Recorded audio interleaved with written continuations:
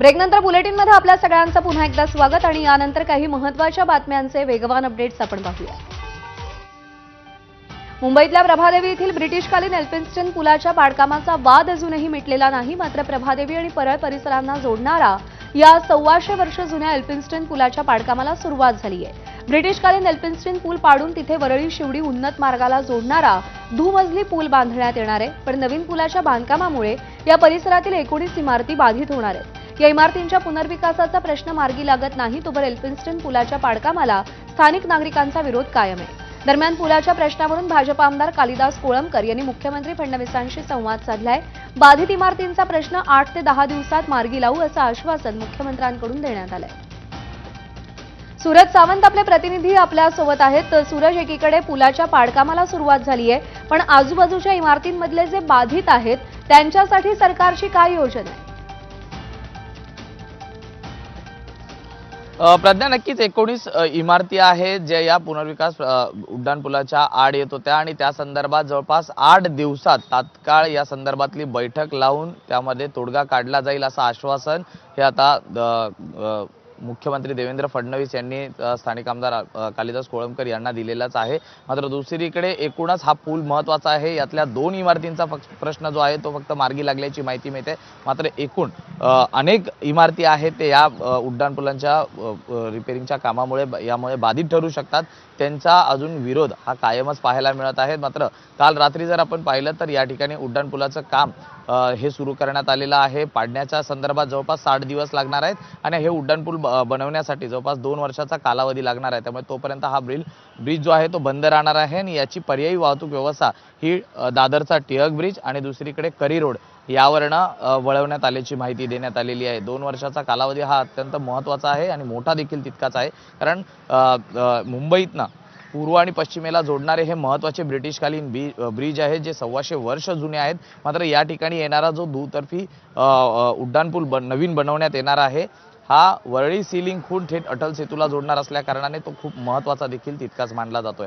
मात्र इथल्या रहिवाशांच्या पुनर्विकासाचा प्रश्न जो आहे हा अद्याप मार्गी लागलेला नाही आहे। 8 दिवसात त्यावरती निर्णय येईल, बैठका होतील आणि त्यानंतर यांचं पुनर्वसन हे नेमकं कुठं केलं जाणार हा देखील प्रश्न आहे। मात्र तुर्तास जरी आपण पाहिलं तर एल्फिन्स्टन ब्रिज मध्ये काल रात्रीच या ठिकाणी MMRDA कडनं पुनर्बांधणीला सुरुवात झाल्याचं पाहायला मिळत आहे। खोदकाम हे सुरू झालेलं आहे। 60 दिवस हे ब्रिज पाडण्यात जातील आणि त्यापुढे त्यामुळे लवकरात लवकर शासनाकडून या भागातले जे बाधित आहेत त्यांच्या पुनर्वसनाची आणि पुनर्विकासाची व्यवस्था होईल अशी अपेक्षा आहे। सूरज, धन्यवाद दिलेल्या माहितीसाठी।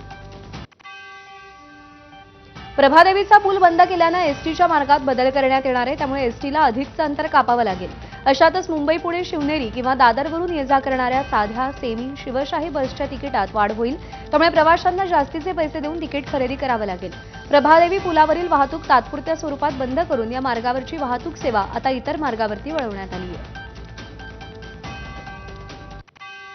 मुंबईच्या प्रभादेवी परिसरातील प्रभादेवी सर्कल पूर्णपणे झाकण्यात आलाय। गुरुवारी रात्री ठाकरेंच्या शिवसेनेचे आमदार महेश सावंत आणि शिंदेंच्या शिवसेनेचे स्थानिक माजी नगरसेवक सदा सरवणकर यांचे कार्यकर्ते आपापसात भिडले होते। या राड्यानंतर परिसरात पोलिसांचा बंदोबस्त आहे। प्रभादेवी सर्कलच्या सुशोभीकरणावरून हा वाद झाला होता। प्रभादेवी चौकाच्या सुशोभीकरणावरून काल शिवसेना आणि शिवसेना उद्धव ठाकरे गटाचे कार्यकर्ते हे आमने सामने आलेले आपण पाहिलं। आता आपण त्या चौकामध्ये आहोत आणि ज्या ठिकाणी सुशोभीकरणाचं काम चालू आहे ते आपण सध्या बघू शकतो। कशा प्रकारे ताडपत्री लावून संपूर्णपणे सुशोभीकरणाचं काम हे चालू आहे। याच ठिकाणी 4 वर्ष आधी देखील सुशोभीकरणाचं काम झालं, त्यावेळेस आमदार सदा सरवणकर यांच्याकडून त्यांच्या निधीतून हे काम करण्यात आलं। तर आता सदा सरवणकरांचे जे मुलगा आहे समाधान सरवणकर यांनी काही निधी उपलब्ध केला महानगरपालिकेकडून आणि त्यांच्याकडेच वर्क ऑर्डर आली, त्यानंतर हे काम आता चालू करण्यात आलं आहे। पण काल यामुळेच आता वाद होताना आपण पाहिलं।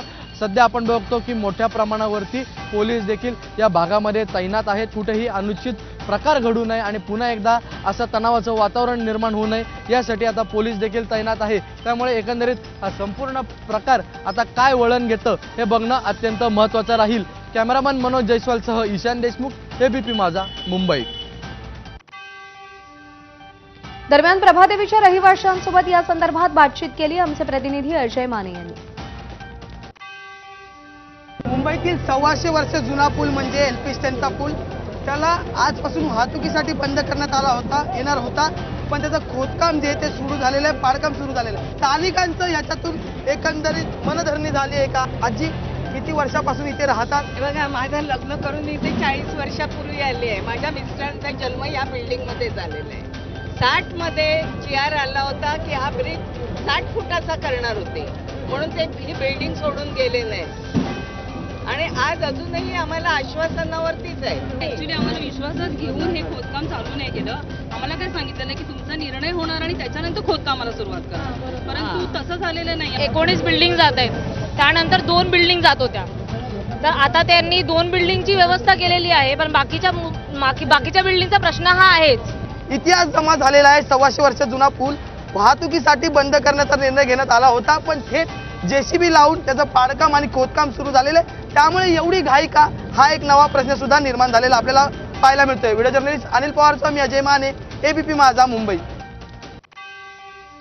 बीडच्या गेवराई तालुक्यातील शिंगारवाडी इथं झालेल्या ओबीसी महाएल्गार मेळाव्यातून ओबीसी नेते लक्ष्मण हाके यांनी गेवराईचे आमदार विजयसिंग पंडित, प्रकाश सोळंके, खासदार बजरंग सोनावणे यांच्यावर निशाणा साधत जोरदार शाब्दिक हल्ला केला. खासदार बजरंग सोनावणे यांना चंदन चोराची उपमा देत तुझं शिक्षण किती असा सवाल केलाय, तर पंडित, सोळंके आणि सोनावणे यांना राजीनामा देण्याचं आवाहन केलंय. मुंबईला लाखोंच्या संख्येनं जायचं असल्याचं देखील या दरम्यान हाके यांनी जाहीर केलं.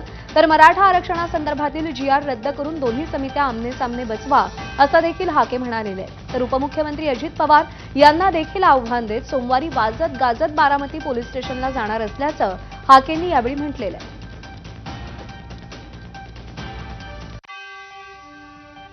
अरे मुख्यमंत्र्याची आयमाय काढली ज्या खुरखुऱ्यानं 28 किलोच्या माणसानं, मुख्यमंत्र्यांची आयमाय. अरे हा मुख्यमंत्र्यांचा अपमान नाही, संपूर्ण महाराष्ट्राच्या 14 करोड जनतेचा अपमान आहे. त्याला नोटीस दिली का एखादी? आणि नुसत्या गेवराईमध्ये नाही, आमच्या बारामतीमध्ये सुद्धा, जिथं अजितदादा पवार पालकमंत्री ना, तिथं सुद्धा माझ्यासह 14 कार्यकर्त्यावर गुन्हा दाखल केलाय. आता त्या अजितदादा पवारला माझं सांगणं आहे, मी सोमवारी बारामतीमध्ये हलग्या लावून वाजत गाजत पोलीस स्टेशनला जाणार आहे. मला सांगू का, त्याने फक्त राजीनामा द्यायचा, राजीनामा. तुझ्याकडे दम आहे ना? प्रकाश सोळंके, बजरंग सोनवणे आणि मुडकुल्या, तू फक्त राजीनामा दे अगोदर, आणि मग तुला जरांगीची काय घ्यायची ती घे. आणि ह्यांनी जर आपलं पंचायत राजमधलं आरक्षण घेतलंय ना, घेऊ द्या याला पंचायत राजमधलं आरक्षण. आमदार आणि खासदार कुठनं होते ते बघू आपण. लक्ष्मण हाकेंनी मनोज जरांगेंसमोर ओबीसी समाजातील तरुणांच्या लग्नाचा प्रस्ताव जाहीर सभेतून ठेवला. कुणबी प्रमाणपत्राद्वारे तुम्ही ओबीसी आला आहात तर आम्ही आमच्यातली क्वालिफाईड पोरं सुचवतो असं आव्हान त्यांनी दिलंय. लग्न ठरवायची वेळ आली की आम्ही 96 कुळी, मराठा, क्षत्रिय आणि गावच्या सरपंच पदाची निवडणूक आली की आम्ही ओबीसी, मागासवर्गीय असं स्वर्गीय ND पाटील म्हणायचे. याकडे हाकेंनी लक्ष वेधलं. जात चोरांनो, तुम्हाला मागासपणाचे डोहाळे लागले, तशी टीका हाकेंनी जरांगेंवर केली आहे. ओबीसी सर्टिफिकेटच्या द्वारे तुम्ही ओबीसी मध्ये आलाय. आता पहिल्यांदा 11 विवाह आपल्यामध्ये करायचे. आता तुम्ही आमच्यात आलाय की नाही? 11 विवाह केले पाहिजे की नाही केले पाहिजे? आता याच्या अपवाद राहिलेला. आता पहिल्यांदा 11 विवाह जाहीर करा. आमच्याकडे 11 पुरा येतो. ND पाटील बोललं होतं, ND पाटील, स्वर्गीय ND पाटील, लग्न ठरवायची वेळ आली की 96 कुळी, क्षत्रिय आणि गावच्या सरपंच पदाची निवडणूक आली की आम्ही ओबीसी, आम्ही मागासवर्गीय. ND पाटील बोलले होते, मी नाही बोललो. मनसे आणि ठाकरेंच्या शिवसेनेचा जनआक्रोश मोर्चा निघाल्यानंतर आता शरद पवारांची राष्ट्रवादी काँग्रेस नाशिकच्या मैदानात उतरणार आहे. शरद पवार आजपासून 3 दिवस नाशिकमध्ये मुक्कामी असतील. आज दुपारी दिंडोरी तालुक्यातील दादासाहेब गायकवाड यांच्या स्मारकाचं शरद पवारांच्या हस्ते लोकार्पण होणार आहे. त्यामुळे स्थानिक स्वराज्य संस्थांच्या निवडणुकीच्या पार्श्वभूमीवर शरद पवारांच्या राष्ट्रवादी काँग्रेसनं आघाडी घेतल्याचं पाहायला मिळतंय. शरद पवारांच्या राष्ट्रवादीचं उद्या नाशिकमध्ये शिबिर होणार आहे. स्थानिक स्वराज्य संस्थांच्या आगामी निवडणुकांच्या पार्श्वभूमीवर शरद पवारांनी देखील तयारीला सुरुवात केली आहे. या शिबिरामध्ये पक्ष संघटना बळकट करण्यासोबतच आगामी निवडणुकांसाठी रणनीती आखली जाणार आहे. या शिबिरात शरद पवार यांच्यासह पक्षाचे वरिष्ठ नेते आणि पदाधिकारी उपस्थित राहणार आहेत. शिबिराच्या माध्यमातून पक्षानं कार्यकर्त्यांमध्ये नवचैतन्य निर्माण करण्याचा प्रयत्न केलाय. एकेकाळी काँग्रेसचे माजी प्रदेशाध्यक्ष नाना पटोले यांचे निकटवर्तीय असलेले माजी संघटन आणि प्रशासन प्रदेश सरचिटणीस देवानंद पवार यांनी काँग्रेस सदस्यत्वाचा राजीनामा दिलाय.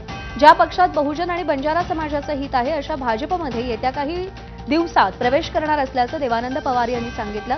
प्रदेशाध्यक्ष हर्षवर्धन सपकाळ यांची निवडच चुकीची आहे. त्यांची ओळख ही राज्यातल्या जनतेला करून द्यावी लागते, त्यामुळे त्यांना संघटन बांधणं कठीण आहे अशी टीकाही त्यांनी केली आहे. जीएसटीकडून अटक झालेल्या घोटाळेबाज मेहुल जैन आणि कमलेश जैन यांच्या जामिनाला विरोध करण्यात आलाय. फसवणूक झालेल्या पीडित विश्वास टाकळकर यांनी हस्तक्षेप याचिका दाखल करत दोघांच्या जामिनाला विरोध दर्शवलाय. जीएसटीनं मेहुल जैन आणि कमलेश जैन दोघांनाही 30,52 लाख रुपयांच्या घोटाळ्याप्रकरणी अटक केली आहे. लोटस ॲपच्या माध्यमातून मेहुल जैन गॅम्बलिंगचं रॅकेट चालवत असल्याचा आरोप विधान परिषदेत सुनील प्रभू आणि अंबादास दानवे यांनी केला होता. न्यायालयासमोर जीएसटीने रिप्लाय दाखल न केल्यामुळे 15 तारखेला त्यांचा रिप्लाय दाखल करण्याची तारीख भेटलेली आहे. मीनवाईल माझे क्लायंट विश्वास किसन टाकलकर यांनी त्याच्यामध्ये इंटरव्ह्युनर ॲप्लिकेशन दाखल केलं आहे आणि आम्ही त्यांची बेल अपोज करत आहोत. अहिल्यानगरमधील कोल्हार गावात पोलीस हवालदार रात्री दुकान बंद करण्याच्या नावाखाली दुकानदाराला मारहाण करत असल्याचा व्हिडिओ समोर आलाय. तर तक्रार घेतली जात नाही म्हणून निर्भय महाराष्ट्र पार्टीच्या महिला जिल्हाध्यक्षा पोलीस ठाण्यात विचारणा करण्यासाठी गेली असता तिला पोलीस ठाण्यातच बेदम मारहाण करत जीवे मारण्याची धमकी दिल्याचा आरोप होतोय. या सगळ्या प्रकारामुळे कायद्याचं रक्षण करणारेच सामान्य जनतेवर गुंडागर्दी करतायत का असा प्रश्न निर्माण झालाय. आपली मागणी अशी की ते DYSP अमोल भारती यांना बडतर्फ केलं जावं आणि अजून त्याच पोलीस स्टेशनमध्ये एक महिला पोलीस कर्मचारी आहे ती आणि कोल्हारचा तो पोलीस कॉन्स्टेबल दिनेश चव्हाण याला देखील बडतर्फ केलं जावं ही आमची मागणी आहे. मुंबईतील धारावी पुनर्विकास प्रकल्पासाठी मुलुंडच्या जमिनीची तातडीनं मागणी करण्यात आली आहे. 15 एकर जागेसाठी धारावी पुनर्विकास प्रकल्प प्राधिकरणानं महापालिका प्रशासनाला एक पत्र दिलंय. ही जागा भाडेतत्वावर द्यावी अशा आशयाचं पत्र प्राधिकरणानं पालिका आयुक्तांना पाठवलंय. मात्र आता ही जमीन देण्यासाठी भाडे आकारणी कशाच्या आधारे करावी याकरता मुंबई महापालिका प्रशासन विचार करत असल्याचं कळतंय. धारावी पुनर्विकास प्राधिकरणासाठी यापूर्वीच मुलुंड कचरा भूमीची 41 एकर जागा देण्याची मागणी केली होती. मात्र आता तातडीनं 15 एकर जागा कास्टिंग यार्डसाठी देण्याची मागणी करण्यात आली आहे. सीसीएमपी पूर्ण केलेल्या होमिओपॅथी डॉक्टरांना ॲलोपॅथीचा सराव करण्यास राज्य सरकारनं नुकतीच मान्यता दिली. त्यामुळे राज्यातील 1 लाखाहून अधिक डॉक्टरांना याचा लाभ होणार आहे. मात्र हा निर्णय तातडीनं मागे घेण्यात यावा, अन्यथा 18 सप्टेंबर रोजी राज्यव्यापी एकदिवसीय लाक्षणिक संप पुकारण्यात येईल असा इशारा इंडियन मेडिकल असोसिएशननं राज्य सरकारला दिलाय. होमिओपॅथीच्या डॉक्टरांना ॲलोपॅथीची सेवा देण्यास परवानगी दिल्यास वैद्यकीय सेवेच्या गुणवत्तेला धोका निर्माण होण्याची शक्यता IMAनं वर्तवलेली आहे. लर्निंग लायसन्सच्या प्रक्रियेत बदल होण्याची शक्यता आहे. केवळ कागदपत्र तपासून परवाना देणं चुकीचं आहे असं मंत्री प्रताप सरनाईक यांनी सांगितलंय. मुंबई सेंट्रल RTOच्या भेटीदरम्यान या प्रक्रियेत बदल करण्याच्या सूचना त्यांनी अधिकाऱ्यांना दिल्यात. लायसन्स टेस्टमध्ये हलगर्जीपणा न करण्याची तंबीही त्यांनी दिली आहे. यंदाच्या मान्सूनचा परतीचा प्रवास येत्या 15 सप्टेंबरपासून सुरू होणार असल्याचा अंदाज हवामान विभागानं वर्तवलाय. दुसरीकडे बंगालच्या उपसागरात तयार झालेल्या कमी दाबाच्या क्षेत्रामुळे राज्यात पुढचे 3 दिवस सर्वदूर पावसाची शक्यता असल्याचंही विभागानं म्हटलंय. पश्चिम राजस्थानातून मान्सूनचा परतीचा प्रवास सुरू होण्याची सर्वसाधारण तारीख 17 सप्टेंबर आहे. यंदा सर्वसाधारण तारखेच्या 2 दिवस आधीच मान्सूनचा परतीचा प्रवास सुरू होऊ शकतो असं हवामान विभागानं प्रसिद्ध केलेल्या अंदाजात म्हटलेलं आहे. राज्यात जून ते ऑगस्ट दरम्यान झालेल्या अतिवृष्टीमुळे शेतकऱ्यांना 73,91,43,40,000ची मदत जाहीर केली आहे. तसा शासन निर्णय शुक्रवारी जारी करण्यात आलाय. रायगड, रत्नागिरी, सिंधुदुर्गसह विदर्भातील नागपूर, वर्धा, चंद्रपूर, हिंगोली आणि सोलापूर या 8 जिल्ह्यातील बाधित शेतकऱ्यांच्या बँकांमध्ये थेट ही रक्कम जमा केली जाणार आहे. नैसर्गिक आपत्तीमध्ये शेतकऱ्यांना दिलासा म्हणून भरपाईची रक्कम थेट बँकेत जमा केली जाणार आहे. मात्र ही भरपाईची रक्कम बँकांना कर्ज खात्यात अन्य वसुलीसाठी वळती करता येणार नाहीये. वर्धा जिल्ह्यात गेल्या 2 दिवसांपासून मुसळधार पाऊस सुरू आहे. त्यामुळे नदी नाले ओसंडून वाहत आहेत. आर्वी तालुक्यातील लोअर वर्धा धरण क्षेत्रातही मोठ्या प्रमाणात पडत असलेल्या पावसानं येवा वाढलेला आहे. यामुळे धरणाचे 19 दरवाजे उघडण्यात आलेत. प्रशासनानं वर्धा, देवळी, आर्वी, हिंगणघाट तालुक्यातील नदीकाठच्या गावांना सतर्कतेचा इशारा दिलेला आहे. वर्ध्याच्या बोरगाव गणेश नगरमध्ये 3 वर्षाचा मुलगा पाण्यात वाहून गेलाय. संध्याकाळच्या सुमारास पंकज मोहदुरे घरासमोरच्या नाल्यामध्ये पडला आणि पाण्याच्या प्रवाहात वाहून गेल्याची घटना घडली. शोध मोहिमेदरम्यान गावाबाहेरच्या नाल्यात या मुलाचा मृतदेह सापडलाय.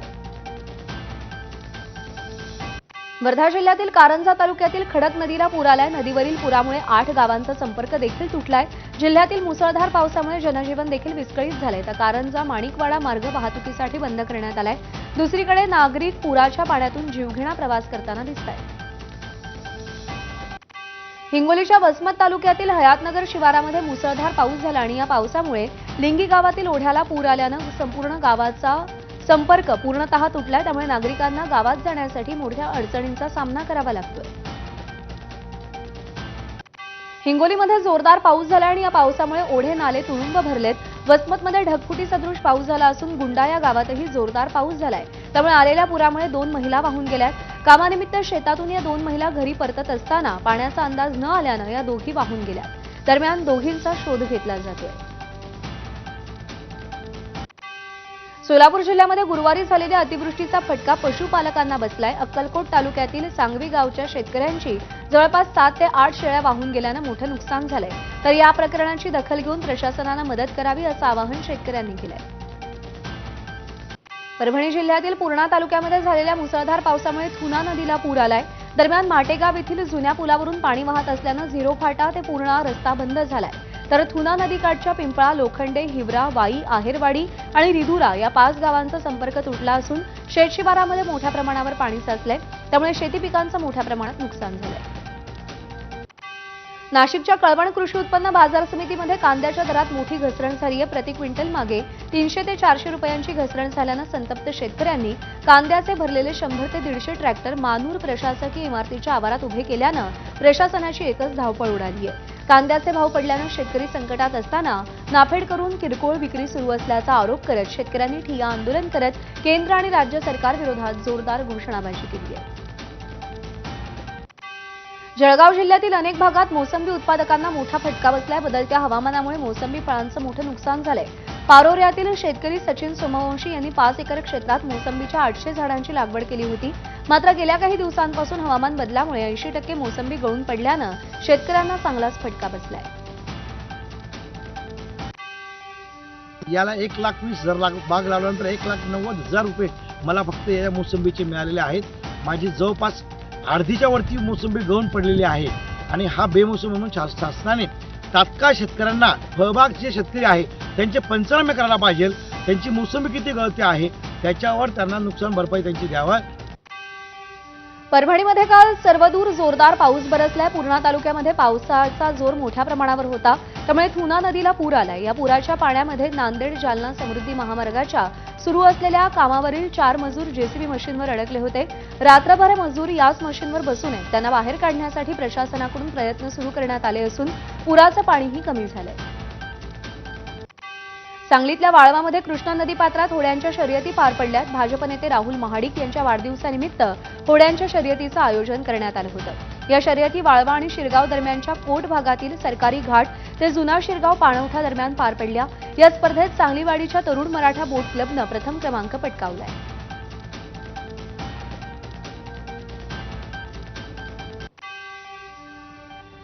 एखाद्याच्या म्हशीला रेडकू झालं तरी खासदाराला बोलवा, खासदार तिथं येईल पण खासदार मतदारसंघात कुठेच दिसत नाही असं पुन्हा म्हणू नका अशी विनंती खासदार धैर्यशील माने यांनी एका सभेमध्ये बोलताना मतदारसंघातल्या लोकांना केली. खासदार धैर्यशील माने मतदारसंघात कुठेच दिसत नाही या मतदारसंघातील लोकांच्या चर्चेच्या अनुषंगानं खासदार माने यांनी हे विधान केलंय. सभेमध्ये एकच हशा पिकला. परत खासदार दिसत नाही बाबूला तेवढं म्हणू नका. रेडकाचा जरी एखाद्या म्हशीला जरी रेडकू झालं तर खासदाराला बोलवायचं तिथे येईल पण दिसत नाही तेवढं म्हणू नका. बॉलिवूड अभिनेत्री दिशा पटानीच्या बरेली इथल्या घराबाहेर गुरुवारी गोळीबाराची घटना घडली. या घरामध्ये सध्या दिशा पटानीचे वडील निवृत्त डिप्टी एसपी जगदीश पटानी राहतात. मिळालेल्या माहितीनुसार शुक्रवारी 4:30 वाजताच्या सुमारास 2 अज्ञात इसम मोटरसायकलवरून आले आणि सिव्हिल लाईन्स परिसरातील घराच्या मुख्य दरवाजावर तसंच भिंतीवर 4-5 फायरिंग केली. सुदैवाने या घटनेत कोणतीही जीवितहानी झालेली नाही. दरम्यान गँगस्टर रोहित गोदारा आणि गोल्डी ब्रार गँगनं या हल्ल्याची जबाबदारी घेतली आहे. त्यांनी फेसबुकवरती पोस्ट टाकत दिशा पाटणीच्या बहीण खुशबू पाटणी हिचे प्रेमानंदजी महाराज आणि अनिरुद्धाचार्य यांच्याविषयी केलेल्या वक्तव्याचा बदला घेतल्याचा दावा केला. तसंच संत आणि धर्माविरोधात बोलणाऱ्यांना परिणाम भोगावा लागेल अशी उघड धमकीही दिली आहे. जम्मू काश्मीरमधील बारामुल्ला इथे भरधाव वेगानं येत गाडीनं भिंतीला धडक दिली. भिंत तोडून कार घरात शिरून अपघात झालाय. यात घरातील 5 जणांचा जीव थोडक्यात बचावलाय. प्राथमिक माहितीनुसार कार एक अल्पवयीन चालवत होता. चालकाच्या नियंत्रणाबाहेर कार गेली आणि घराची भिंत तोडून थेट स्वयंपाकघरात शिरली. घरातील 5 जण जेवायला बसले होते. घटना उरीच्या सालामाबाद भागातल्या दचाना गावात घडली आहे. पोलिसांनी अल्पवयीन कार चालकाला ताब्यात घेतले आणि त्याची चौकशी सुरू आहे. भारतावर लादलेल्या 50% करामुळे अमेरिका आणि भारत या दोन्ही देशांमध्ये मतभेद निर्माण झालेत, असं अमेरिकेचे अध्यक्ष डोनाल्ड ट्रम्प यांनी मान्य केलंय. दरम्यान व्यापारी संबंध सुधारण्यासाठी अमेरिकेच्या राष्ट्रपतींनी पुढच्या आठवड्यात भारताच्या वाणिज्य आणि व्यापार मंत्र्यांना बैठकीसाठी बोलावलंय. यावेळी ते राजदूत ग्रीर यांनाही भेटतील. या बैठकीमध्ये एका महत्त्वाच्या करारावर चर्चा केली जाणार आहे. तसंच या वर्षाच्या अखेरीस भारतात होणाऱ्या क्वाड शिखर परिषदेला राष्ट्राध्यक्ष ट्रम्प भारतात येऊ शकतात असे संकेतही अमेरिकेनं दिले. स्पाइसजेट विमानाच्या लँडिंग गिअरचं एक चाक निखळल्यानं विमानाची मुंबई विमानतळावर इमर्जन्सी लँडिंग करण्यात आलं. दरम्यान विमानातील सगळे प्रवासी सुखरूप असल्याची माहिती आहे. ऑपरेशन सिंदूर दरम्यान ब्रह्मोस सुपरसॉनिक क्रूझ क्षेपणास्त्रांची ताकद आणि चमत्कार संपूर्ण जगानं पाहिला.